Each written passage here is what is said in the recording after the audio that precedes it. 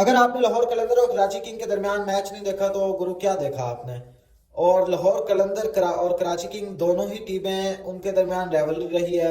ये दो शहर पाकिस्तान के, इनके आपस में रिवलरी तो स्टार्ट से ही जो है वो हम देखते आए हैं।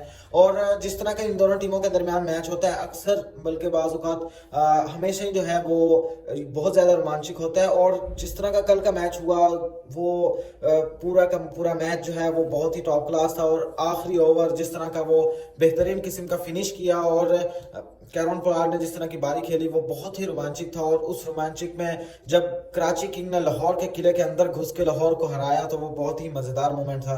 और लाहौर कलंदर जो PSL 8 की चैंपियन थी, आई थिंक उसको बहुत ज़्यादा कमी महसूस हुई राशिद खान की। और जिस तरह का उन्होंने बॉलिंग कराई, बॉलिंग के अंदर भी वो अच्छा नहीं कर सके और बैटिंग के अंदर भी। तो जिस तरह के लोग कह रहे हैं कि राशिद खान के बगैर ये टीम कुछ भी नहीं है लाहौर कलंदर, राशिद खान का मेन किरदार था लाहौर कलंदर को जितवाना है। आई थिंक यही महसूस हो रहा है। और लाहौर कलंदर को एक और हार का सामना करना पड़ा है कराची किंग के आगे। और कल का जिस तरह मैच हुआ, आई थिंक मुझे लग रहा था कि कराची किंग की जो जिस तरह की बैटिंग लाइन जा रही है तो वो बहुत जल्दी ढेर हो गए हैं। और जिस तरह टॉप ऑर्डर उनका आउट हुआ बहुत जल्दी, और जो भी ज़्यादा खेलने वाले थे जैसे जेम्स विंस या मोहम्मद इखलाक वगैरह, वो जल्दी, शान मसूद भी जल्दी आउट हो गए। और इस तरह जब 4 विकेटों के बाद ये दो बुजुर्ग खड़े थे, नवाज भी आउट हो गया था और शोएब मलिक और कैरन पोलार्ड ने दोबारा मैच में वापसी कराई कराची किंग्स की।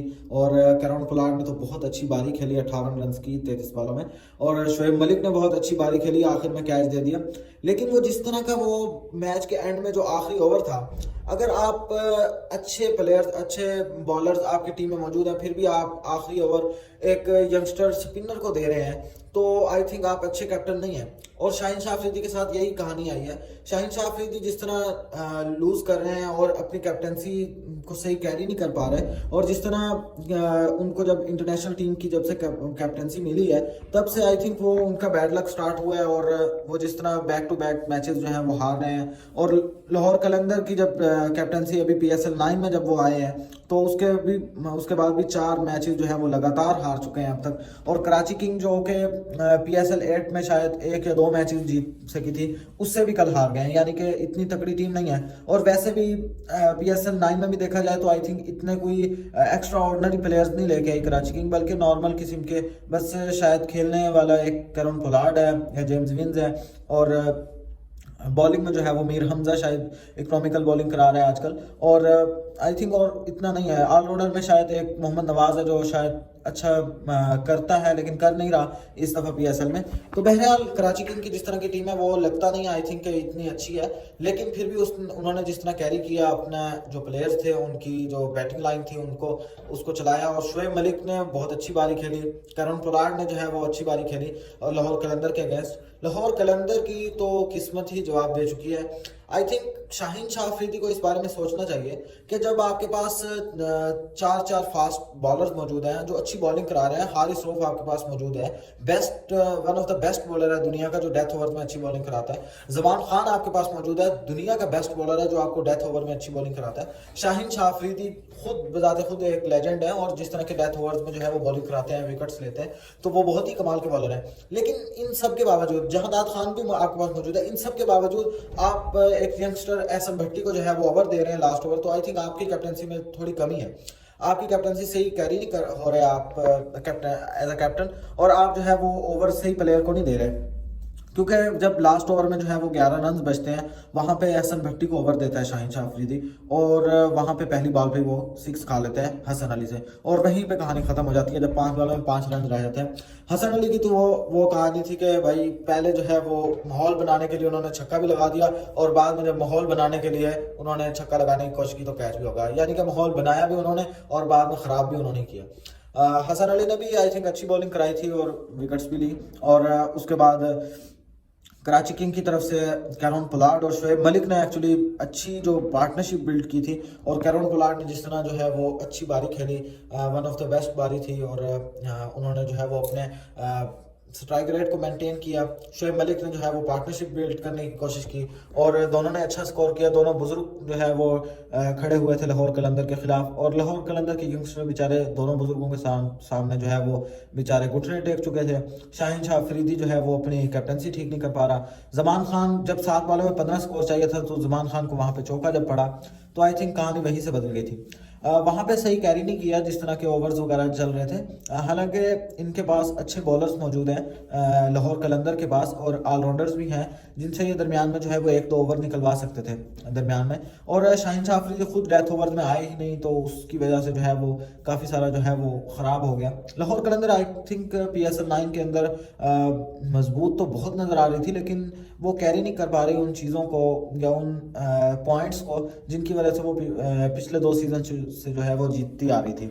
और अब वो डर दिखाई नहीं दे रहा अगली टीम के अंदर, जो इनके बॉलर्स का जो है वो डर दिखाई देता था पिछले 2-3 सालों में। और कैरोन पोलार्ड जो है वो उसकी राइवलरी तो लाहौर कलंदर के साथ वैसे ही बहुत पुरानी है, और जिस तरह वो आपने देखा था वो बाइसेप ट्राइसेप मारे थे उसने जिस तरह मैच जिता के लाहौर कलंदर के अगेंस्ट। तो आई थिंक कल भी इसी तरह दिखाई दिया लाहौर कलंदर के खिलाफ, जिस तरह की उन्होंने बारी खेली बहुत शानदार थी, और बंदे में दमखम दिख रहा था। मतलब इस उम्र में भी इतनी तेज शॉटें और इतना लंबे छक्के जो बंदा मार रहा है, आई थिंक उसके अंदर जान है। खैर अगर मैच की बात करें तो कराची किंग ने पहले टॉस जीतकर पहले बॉलिंग करने का फैसला किया था, और उसके अंदर मीर हमजा ने जो है वो अच्छी बॉलिंग कराई थी, हसन अली ने अच्छी बॉलिंग कराई, तबरेज शमसी आखिर में थोड़े से पिट गए, और डैनियल सैम्स भी इसी तरह थे कि आखिर में जाके थोड़ा जो है वो ज़्यादा स्कोर खा लिया। और लाहौर कलंदर की जो बैटिंग थी वो सबकी सब साहिबजादा फरहान पे चल रही थी, बाकी बस एक बंदे आ रहे थे जा रहे थे। फ़खर जमान चला गया, फिर राशिवांडा डूसन नहीं चल पाए, उसके बाद एहसन भट्टी, जहादात खान, और उसके बाद शाइहोप जो है उन्होंने थोड़ा स्कोर किया, लेकिन कोई भी अपनी बैटिंग को जो है वो आगे नहीं बढ़ा सका, सवाए साहिबजादा फरहान ने जिन्होंने एक अच्छी बारी खेली और 72 रन जो है वो स्कोर किए 45 बॉलों पे। तो वो बहुत अच्छी बारी थी, और उन्होंने जो है उन्हीं की वजह से टीम का स्कोर जो है वो 175 तक पहुंच गया। और उसके बाद जब कराची किंग की बारी आती है तो 6 ओवर्स के अंदर 44 पर जो है वो 4 विकेटें गिर जाती हैं, और इनके जो मेन खिलाड़ी है शान मसूद हो गया, जिसके अंदर मोहम्मद अखलाक, जेम्स विन, मोहम्मद नवाज, ये सब के सब पवेलियन वापस लौट जाते हैं। और उसके बाद 2 बुजुर्ग शोएब मलिक और कैरोन पोलार्ड खड़े होते हैं। कैरोन पोलार्ड जो है वो 6 छक्के मार देता है, मतलब अपनी पूरी बारी के अंदर, और बेहतरीन किस्म की बारी खेलता है, चौके मारते हैं। शोएब मलिक जो है वो अच्छी बारी खेलते हैं, और कैरोन पोलार्ड जो है वो 15 ओवर्स के अंदर 139 तक जो है वो कराची किंग के स्कोर को ले जाता है, और वहीं से जो है वो मैच के अंदर वापसी हो जाती है कराची किंग की। यहाँ पर सवाल उठता है शाहीन शाह अफरीदी पर, जिनको इंटरनेशनल टीम पाकिस्तान का कैप्टन बनाया गया है इसी बात पर कि वो लाहौर कलंदर की अच्छी कैप्टनसी कर रहे थे, और अब उनका ये हालात हैं कि उन्होंने आखिरी ओवर जो है वो किसी फास्ट का नहीं बचाया। तो आई थिंक वहाँ अपनी आप कैप्टनसी जो है वो अच्छी नहीं कर पा रहे लाहौर कलंदर की, तो इंटरनेशनल टीम की जो है वो किस तरह कैप्टनसी जो है वो अच्छी कर पाएंगे। और जहाँ पे प्रेशर बहुत ज़्यादा होता है, इंटरनेशनल लेवल का प्रेशर होता है, वहाँ पे कैसे आप जो है वो एक अच्छे कैप्टन के तौर पर जो है वो कैरी कर सकेंगे। तो यहाँ पे सवाल उठते हैं शाहीन शाह अफरीदी पे, बहुत बड़ा क्वेश्चन मार्क बन जाता है कि आप जो है वो किस तरह की कैप्टनसी यहाँ पे जो है वो कर रहे हैं। एक लीग के अंदर जो है वो आप अच्छी कैप्टनसी नहीं कर रहे। तो आई थिंक लाहौर कलंदर के साथ जो है वो बहुत बुरा हो रहा है। वैसे मुझे भी अच्छा नहीं लग रहा। आई थिंक 1-2 मैच तो जीत ही जाना चाहिए उसको, अच्छी टीम है, टीम बहुत अच्छी है बहरहाल। लेकिन बहरहाल जैसे मैंने पहले एक शुरू में वीडियो बनाई थी कि पिछले 2 सालों से लाहौर कलंदर जीत रही है, तो इस दफ़ा भी अगर लाहौर कलंदर जीत गई तो शायद मज़ा नहीं आएगा। तो शायद वही बात पूरी हो रही है मेरी। तो बहरहाल नेक्स्ट वीडियोज़ में आपको अगले मैचेस के बारे में बताता रहूँगा। अगली वीडियो में मिलते हैं, तब तक के लिए अल्लाह हाफिज़।